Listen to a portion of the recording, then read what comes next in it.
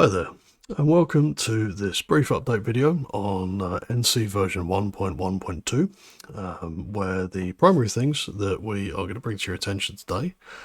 Firstly, we have introduced a new feature into the part off with takeover operation in turning operations.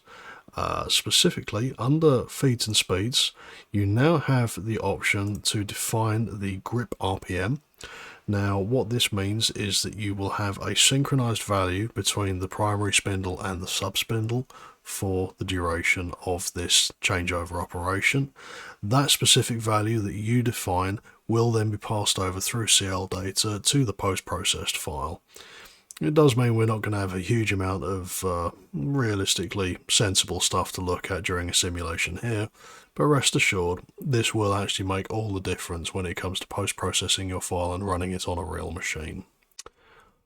Further to that, we also have a modification to the Scallop toolpath. So if we were to use a standard outside-in operation for scalloping, as we've got here, set up by default in our operation, we can see that the entry point for the scalloping path comes in somewhere around this lobe here.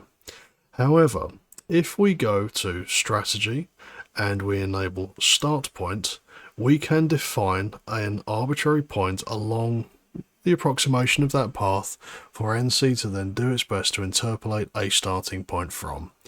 Now, this makes the most visual sense on an outside-in operation here and now, although obviously it does work on the inside and out operations too, to a lesser extent, due to the starting point and first few movements of those generally being a lot tighter and smaller.